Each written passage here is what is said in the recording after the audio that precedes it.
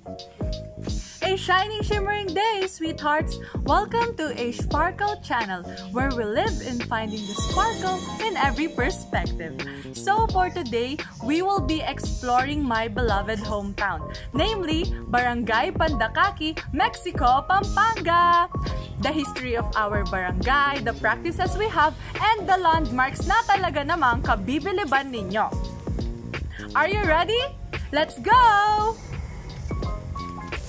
Oo nga pala, Barangay Pandakaki is the largest barangay in Mexico Municipality of Pampanga. Wow. Could you believe that? Kaya gustong-gusto ng mga politika dito kasi maraming botante. Did you know the name Pandakaki comes from the Pandakaki plant dahil dito madalas tumubo ang ganitong klaseng mga halaman. Alam nyo ba, ang scientific name nito ay Tabernae montana Pandakaki.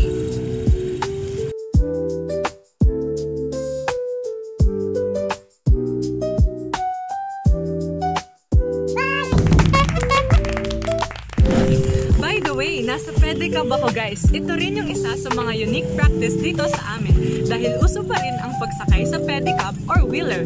Kung gusto mo na slow down ka lang pauwi ng bahay at nakakatulong ka pa sa environment, sakay ka na rin ng pedicab gaya nito. #UsoFreeVehicle. Wow! Share ko lang, 3 divisions ang barangay namin. NHA, Pandakaki Hacienda, our mother barangay, and Pandakaki Resettlement. Kasi dito sa Barangay Pandakaki, nagsettle ang mga lahar victims noong Mount Pinatubo eruption last 1991. Barangay Pandakaki served as an unexpected new home for those people. Ang galing, di ba?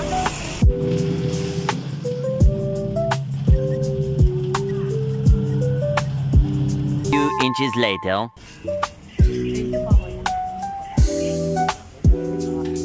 Wait lang, nakakagutom naman mag-explore. Merienda muna tayo!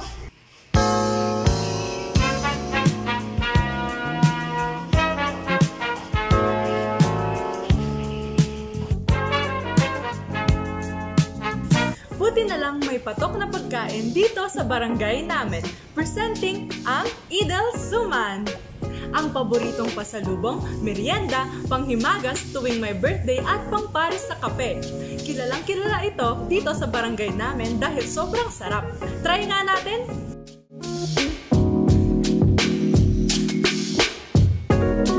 Good! 12 seconds later. Dalawa rin ang park dito sa amin. Ang una ay kung nasaan ako ngayon, ang oval. Dahil oval shape ito. Ito rin ang tinatawag na plaza dito sa amin. Dito kami madalas mag-jogging ng aking tatay.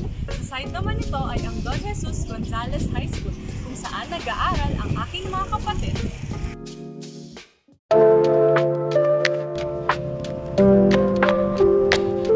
Sa harap naman ng plaza ay ang Good Shepherd Pandakaki Parish Church at ang barangay hall namin. Maganda talagang place ang park na to kung gusto ninyong mag-relax and connect muna with nature. Sa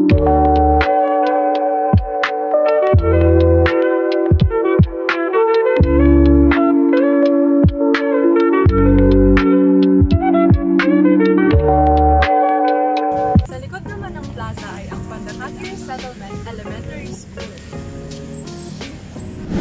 Ang ikalawang park naman dito sa Pandakaki ay tinatawag na triangle dahil triangle ang shape nito kung saan pwede kang magmerienda, magmuni-muni, mag-chillax at iba pa kasama ang iyong pamilya.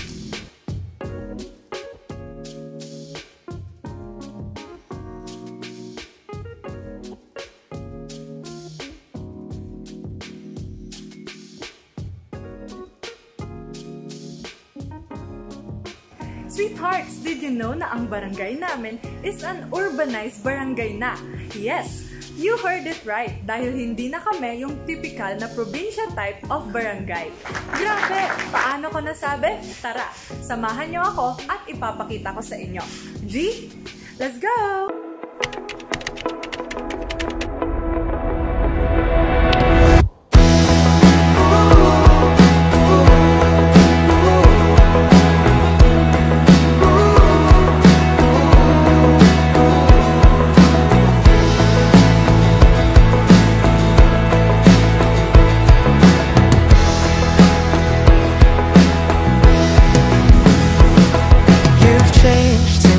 at me, and I feel I've done the same.